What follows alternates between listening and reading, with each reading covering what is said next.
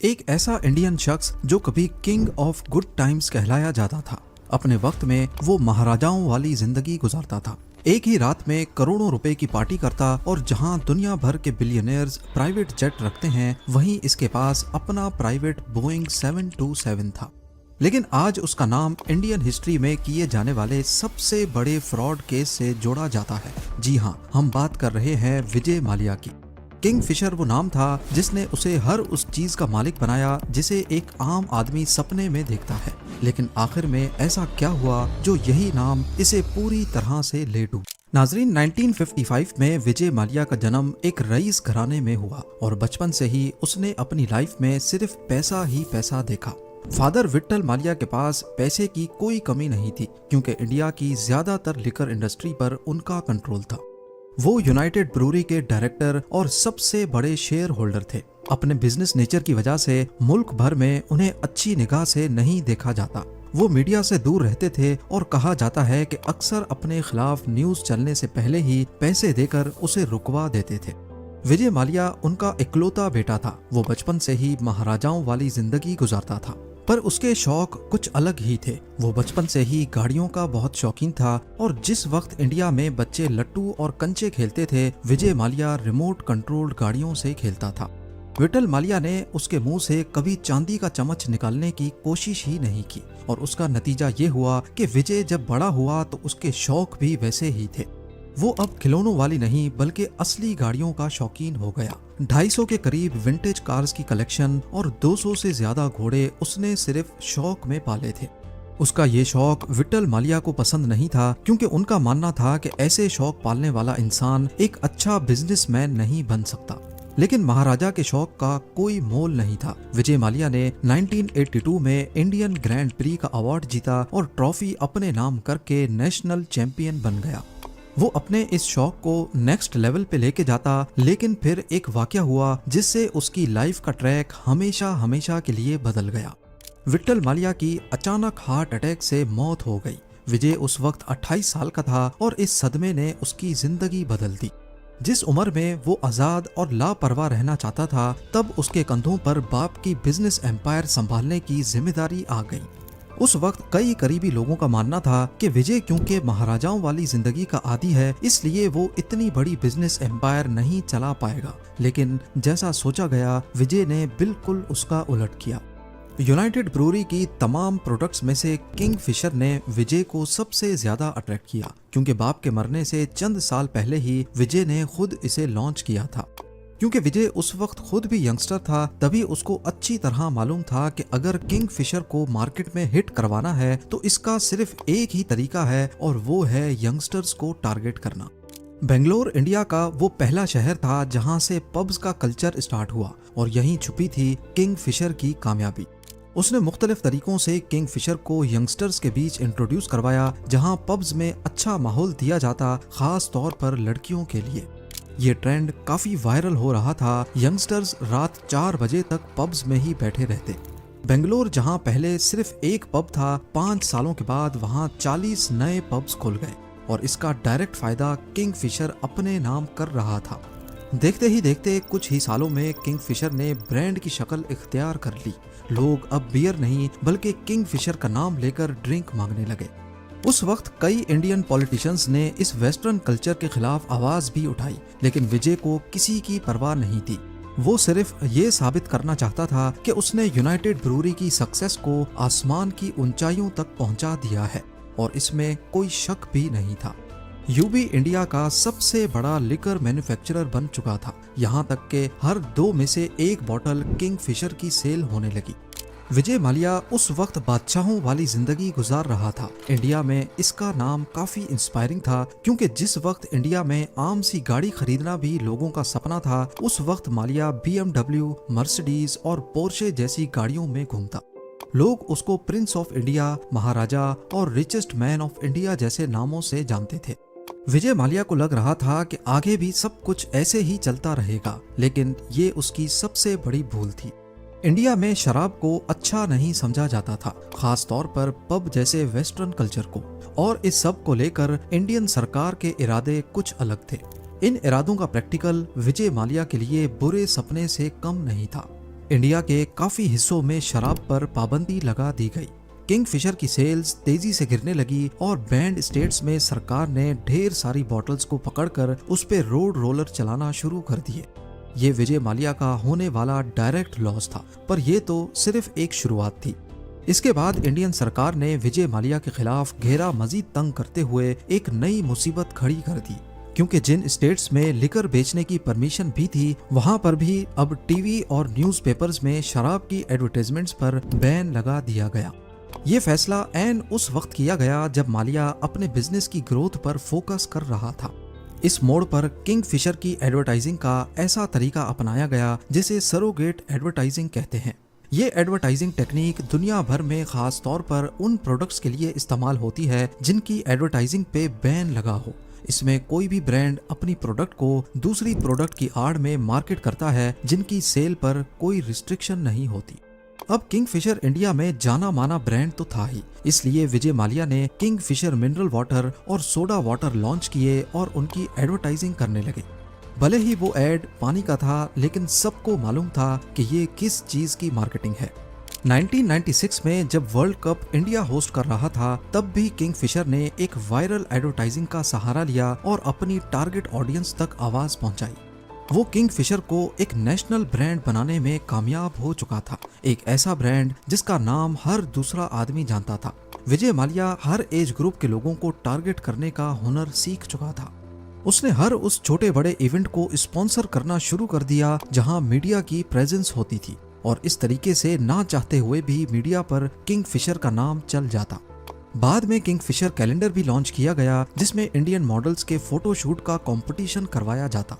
इस कैलेंडर के जरिए बॉलीवुड के कई बड़े नामों का जन्म हुआ, जिसमें दीपिका पादुकोण, जिन्होंने 2006 में कैलेंडर गर्ल का टाइटल जीता और 2008 में उनकी पहली मूवी रिलीज हुई। इसी तरह कतरीना कैफ और नरगिस फखरी जैसे नाम भी इसी कैलेंडर की वजह से उठे। किंगफिशर कैलेंडर के लिए मॉडल्स विजय माल्या खुद ही चुनता था और ये कैलेंडर 2003 से शुरू होकर अगले 19 सालों तक चलता रहा। माल्या ने इंडिया में पीने का कल्चर इस हद तक एडवर्टाइज किया जिसका अंदाजा लगाना भी काफी मुश्किल है। कोई ऐसी चीज नहीं थी जो उसके पास ना हो, दौलत, शोहरत और सबसे बढ़कर एक ऐसा ब्रांड जो सोने के अंडे देने वाली मुर्गी से कम नहीं था। एक पावर की कमी थी, वो भी उसने पॉलिटिक्स ज्वाइन करके पूरी कर ली। उसको सिर्फ एक चीज बहुत खराब लगती थी और वो था उसको दिया गया एक ऐसा नाम जो उसके प्रोफेशन से जुड़ा था। जी हाँ, शराब का बेताज बादशाह या फिर लिकर बैरन। अंदर ही अंदर माल्या को ये चीज खा रही थी कि इंडिया में उसे अच्छी नजरों से नहीं देखा जाता। बेशक सब उसके आगे पीछे घूमते हैं, लेकिन वो भी जानता था कि ये सब पैसे का कमाल है। विजय माल्या को एक ऐसा नाम कमाना था जो उसे समाज में इज्जत दे सके, इसीलिए उसके दिल में एक खतरनाक प्लान बन रहा था। एक ऐसा प्लान जो विजय माल्या का किंग ऑफ गुड टाइम्स का टाइटल छीनने वाला था। 2004 में विजय माल्या ने 12 एयरबस A320 खरीदे जिनकी वैल्यू $240 मिलियन थी और किंगफिशर के नाम से ही एक लग्जरी एयरलाइन लॉन्च करने की अनाउंसमेंट कर डाली। वो आम आदमी का फ्लाइंग एक्सपीरियंस अपग्रेड करना चाहता था। एयरलाइन के कमर्शियल में बताया गया कि वो फ्लाइट अटेंडेंट्स नहीं बल्कि मॉडल्स हायर करते हैं।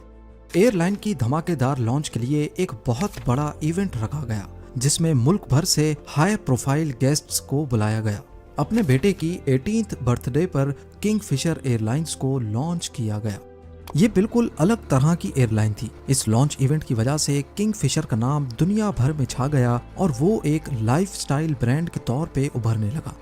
एयरलाइन की फ्लाइट अटेंडेंट से लेकर खाने का मेन्यू तक विजय माल्या खुद सेलेक्ट करता था और इन मॉडल्स का uniform famous fashion designer Manoviraj Khosla से डिजाइन करवाया गया। इस एयरलाइन में ना ए क्लास थी ना इकोनॉमी क्लास, पर इसको लग्जरी एयरलाइन कहा जाता क्योंकि विजय का कहना था कि इसमें इनकी अपनी लग्जरी क्लास है, किंगफिशर क्लास, और इसमें कोई शक भी नहीं था। फ्लाइट में ऐसी लग्जरी सर्विसेज दी गई जो इस बजट की टिकट में दूसरी एयरलाइंस नहीं दे सकती थी। देखते ही देखते किंगफिशर ने भारत में एयरलाइन इंडस्ट्री को बदल कर रख दिया। अब आहिस्ता आहिस्ता विजय माल्या की वो लिकर बैरन वाली इमेज बदलने लगी क्योंकि उसके पास शराब बेचने के अलावा एक एयरलाइन भी थी। विजय माल्या किंगफिशर एयरलाइन पर पैसा पानी की तरह बहा रहा था। एक दिन एयरबस की फैक्ट्री टूर पे उसको सेल्स टीम ने घेर लिया और ऐसी ऐसी चीजें दिखाई कि उसी दिन मालिया ने उनसे $1 अरब के नए जहाज खरीद लिए। मामला अब बजट एयरलाइन से हटकर प्रीमियम क्लास की तरफ जाने लगा, जो कि असल में मार्केट की डिमांड नहीं थी, क्योंकि ज्यादातर ट्रैवलर्स कम बजट में ट्रैवल करना चाहते थे। पहले जहां कोई क्लास नहीं थी, अब ए क्लास लॉन्च की गई, जिसमें बेस्ट चीजें सर्व होने लगी। लग्जरी सीटिंग, प्रीमियम सर्विस और खाना ऐसा जो शायद मेजॉरिटी इंडियंस ने पहले कभी नहीं खाया था, जैसा कि लॉबस्टर्स, जिनका नाम भी अक्सर पैसेंजर्स पहली बार सुन रहे थे। नई क्लासेस लॉन्च करने और एक्स्ट्रा एयर बस खरीदने की वजह से एयरलाइन की ऑपरेशनल कॉस्ट काफी बढ़ गई। ज्यादा ग्राउंड स्टाफ और एक्स्ट्रा फ्लाइट अटेंडेंट्स हायर की गई, जबकि लग्जरी क्लास की डिमांड न होने की वजह से सेल्स पर कोई खातिर खा फर्क ना पड़ा। इसकी वजह से पहले 18 महीनों में किंगफिशर एयरलाइन को 347 करोड़ का नुकसान हुआ। विजय के लिए ये मामूली रकम थी और इस कंडीशन में भी वो एयरलाइन पर मजीद पैसा लगाता गया। किंगफिशर एयरलाइन पहले सिर्फ डोमेस्टिक फ्लाइट्स चलाती थी और विजय माल्या को इंटरनेशनल फ्लाइट्स लॉन्च करने की बहुत जल्दी थी। लेकिन मसला ये था कि कोई भी एयरलाइन इंटरनेशनल फ्लाइट्स तब तक लॉन्च नहीं कर सकती जब तक डोमेस्टिक फ्लाइट्स में उसको 5 साल का एक्सपीरियंस ना हो जाए। लिहाजा उसने जल्दी के चक्कर में एयर डेक्कन नाम की एक दूसरी एयरलाइन खरीद ली। एक तो ये सौदा मार्केट प्राइस से काफी ज्यादा पैसों पर हुआ और ऊपर से ये लोन का पैसा था जो विजय माल्या ने इंडिया के बैंक से लिया था। उसका प्लान सिंपल था कि लोन का पैसा लो, एयरलाइन में लगाओ और रिटर्न पाने पर लोन चुका दो। कहने को तो बहुत सिंपल बात है, लेकिन असल में ये एक ऐसा जाल था जिसमें सबसे बड़ी कंडीशन रिटर्न मिलने की थी। बहरहाल किंगफिशर अब एक इंटरनेशनल एयरलाइन बन चुकी थी और पैसेंजर्स भी काफी खुश थे, लेकिन अंदर ही अंदर एयरलाइन कर्जों तले दबती चली गई। जिस वक्त ये सारे मामला चल रहे थे, उसी वक्त विजय माल्या फार्मूला 1 की टीम खरीद रहे थे। इसके अलावा उन्होंने क्रिकेट की टीम्स खरीदी, जो कि उनका अपना शौक था, ये जानते हुए भी कि उनकी एयरलाइन पर कर्जे का पैसा लगा हुआ है। उसके बाद कुछ ऐसा हुआ जिससे सिर्फ इंडिया ही नहीं बल्कि पूरी दुनिया की एयरलाइंस मुश्किल में पड़ गईं। 2008 में अमेरिकन मार्केट में रिसेशन आ गया। स्टॉक मार्केट्स क्रैश हो गईं, फ्यूल प्राइसेस बढ़ गईं और लोगों की परचेजिंग पावर कम हो गई।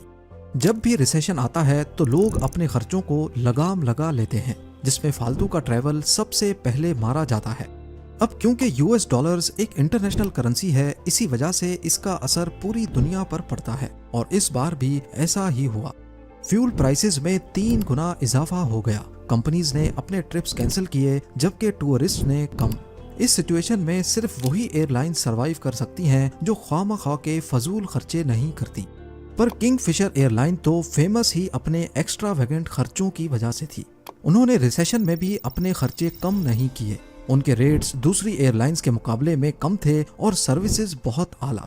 इस बात में कोई शक नहीं था कि किंगफिशर एयरलाइन बुरी तरह लॉस में चल रही है और इसका भांडा एक न एक दिन फूटना ही था। जब ये भांडा फूटा तो वो नए पोल भी खोल बैठा। 12 सितंबर 2011 को एक कैनेडियन रिसर्च फर्म की तरफ से रिपोर्ट पब्लिश होती है जिसका टाइटल था पाई इन द स्काई। इस रिपोर्ट में जो कुछ पब्लिश किया गया उसने किंगफिशर एयरलाइन के सारे कच्चे चट्टे खोल कर रख दिए। असल में एरिटास नामी इस रिसर्च फर्म ने देखा कि जिस वक्त दुनिया की तमाम एयरलाइंस घाटे में जा रही हैं, उसी वक्त किंगफिशर की फ्लाइट्स आधी खाली जाने के बावजूद भी लोगों को शानदार सर्विसेज दे रही हैं। जब उनको मामला गड़बड़ लगा तो उन्होंने जांच पड़ताल शुरू कर दी। मालूम पड़ा कि किंगफिशर एयरलाइन के खर्चे उनकी सेल्स से भी ज्यादा थे और ये रिपोर्ट तब मजीद इंटरेस्टिंग हो गई जब उसमें ये बताया गया कि ये सारे खर्चे असल में लोन के पैसे हैं जो किंगफिशर ने मुख्तलिफ बैंक से लिए थे। अक्टूबर 2009 में IDBI, जो कि एक पब्लिक सेक्टर का बैंक है, उन्होंने किंगफिशर को $200 मिलियन का लोन दिया। अब नॉर्मली जब भी कोई बैंक लोन देता है तो वो पहले तसल्ली करता है कि जिसको लोन दिया जा रहा है वो वाकई लोन चुका भी पाएगा या नहीं, जिसके लिए वो कोई श्योरिटी भी रखते हैं। लेकिन विजय माल्या ने बैंक को झूठे डॉक्यूमेंट्स दिखाकर बताया कि कैसे आने वाले वक्त में उनको इतना फायदा होगा और वो ये सारे पैसे वापस कर देंगे। अब क्योंकि उस वक्त किंगफिशर और विजय माल्या का बड़ा नाम था, इस वजह से बैंक ने सिर्फ नाम पर ही ये सारा लोन पास कर दिया, जो कि एक बहुत ही गैर जिम्मेदाराना हरकत थी। 2009 और 2010 में किंगफिशर एयरलाइन ने टोटल जितने भी खर्चे किए थे वो या तो लोन लेकर किए या फिर क्रेडिट पर सर्विस लेकर, जिसका फिगर 7 अरब डॉलर्स तक रिकॉर्ड किया गया। वेरिटास की इस रिपोर्ट ने पूरे भारत में तहलका सा मचा दिया, क्योंकि इसमें साफ साफ लिखा था कि किंगफिशर दिवालिया होने के करीब है।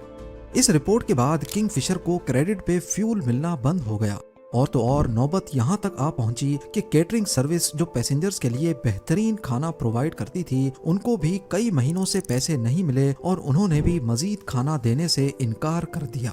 ये किंगफिशर एयरलाइन और विजय माल्या के लिए बहुत मुश्किल वक्त था। इस दौरान फ्लाइट्स में पैसेंजर्स के लिए खाने की शॉर्टेज होने लगी और एक मौके पर फ्लाइट अटेंडेंट्स ने अपना खाना भी पैसेंजर्स को ऑफर किया। इसके बाद वो दिन भी आ गया जब किंगफिशर एयरलाइंस के स्टाफ की सैलरीज भी बंद हो गई। उनको उम्मीद दिखाई गई कि कंपनी जल्द ही नुकसान की चुकाई करके सबको सैलरीज देगी। ऐसे करते करते 6 महीने गुजर गए, लेकिन किसी को सैलरी का 1 रुपया भी नहीं मिला। स्टाफ ने प्रोटेस्ट किए, लेकिन वादों के सिवा कुछ नहीं मिला। अफसोस की बात यह थी कि जब ये सब कुछ चल रहा था, 900 एम्प्लॉइज को 6 महीनों से सैलरीज नहीं मिली थी, उसी वक्त विजय माल्या एक फार्मूला 1 टीम और क्रिकेट टीम चला रहे थे। बेशक उस वक्त किंगफिशर एयरलाइन के पास पैसे नहीं थे, लेकिन विजय माल्या के पास थे। उसके शहाना लाइफस्टाइल में किसी किस्म की कमी नहीं आई, और ये सब जब किंगफिशर के एम्प्लॉइज देखते तो उनका खून मजीद खोलने लगता। इसी बीच मुंबई के इनकम टैक्स डिपार्टमेंट ने टैक्स ना देने पर 2 मरतबा किंगफिशर एयरलाइंस के बैंक अकाउंट सीज कर दिए। 2012 की शुरुआत में किंगफिशर के आधे से ज्यादा जहाज ग्राउंड हो गए और ये अपना टॉप इंडियन एयरलाइन का टाइटल भी खो बैठी। अक्टूबर 2012 में Directorate General of Civil Aviation ने किंगफिशर का लाइसेंस सस्पेंड कर दिया, और ये किंगफिशर एयरलाइन का आखिरी दिन था। विजय माल्या ने 17 इंडियन बैंक से टोटल 9,000 करोड़ रुपयों का लोन लिया था। इनमें से ज्यादातर पैसा पब्लिक सेक्टर बैंक्स का पैसा था, यानी ये अवाम का पैसा था। लोन वापस ना मिलने पर बैंक्स ने विजय माल्या के खिलाफ केस फाइल किया, जिसमें बताया गया कि विजय माल्या एक विलफुल डिफॉल्टर है, यानी उसने जानबूझकर बैंक से तब लोन लिया जब उसको मालूम था कि उसकी एयरलाइन डूब रही है। इस सारे मामले को लेकर सीबीआई और इन्फोर्समेंट डायरेक्टरेट ने भी इंक्वायरी की, जिसमें यह मालूम हुआ कि लोन लेते वक्त विजय माल्या ने फेक डॉक्यूमेंट्स दिखाकर बैंक से लोन लिए थे। और इन्वेस्टिगेशन में इस चीज के भी सबूत मिले कि जो पैसा किंगफिशर एयरलाइन को बचाने के लिए लिया गया था, वो असल में उसने अपनी पर्सनल लग्जरीज और यूबी के दूसरे बिजनेस में इन्वेस्ट किया। ये सारी बातें तो रही एक तरफ, दूसरी तरफ विजय माल्या के खिलाफ लोगों का गुस्सा तब मजीद बढ़ गया जब उसने इन हालात में भी अपनी 68th बर्थडे गोवा में बड़ी शान के साथ सेलिब्रेट की, जिसमें फेमस सिंगर एनरिके इग्लेसियस को बुलाया गया। इस पार्टी में होने वाले दूसरे खर्चे हटाकर एनरिके की कॉर्पोरेट इवेंट में आने की फीस ही सिर्फ $1.5 मिलियन थी। यानी एक अंदाजे के मुताबिक इस पार्टी में होने वाले खर्चे का सिर्फ 20% देकर वो कम से कम अपने एम्प्लॉइज की 6 महीने की सैलरी पे कर सकता था, जो उस वक्त बड़ी मुश्किल में थे। जब विजय माल्या के खिलाफ इंडिया में लीगल कार्रवाई शुरू हुई तो वो 2016 में इंडिया छोड़कर यूके चला गया। इंडियन अथॉरिटीज ने उसके पासपोर्ट को कैंसिल कर दिया और उनके खिलाफ एक्स्ट्राडिशन के लिए यूके गवर्नमेंट के पास रिक्वेस्ट भेज दी। इंडियन गवर्नमेंट चाह रही थी कि मलाया को वापस लाया जाए ताकि उसका ट्रायल इंडिया में हो सके।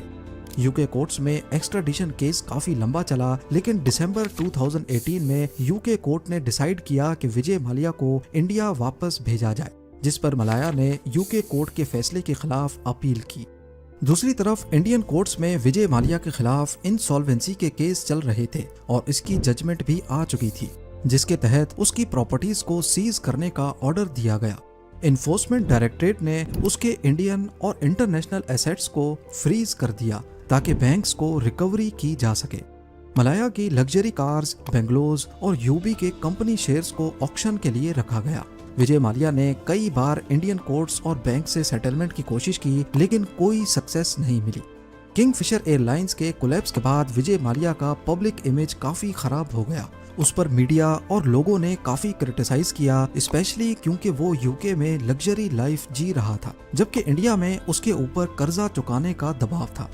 अभी तक विजय माल्या की लीगल टीम उसको बचाए हुए है, लेकिन इंडिया में उसको वापस लाने की कोशिशें अभी तक चल रही हैं। उनके प्यार भरे कमेंट्स का बेहद शुक्रिया। मिलते हैं अगली शानदार वीडियो में।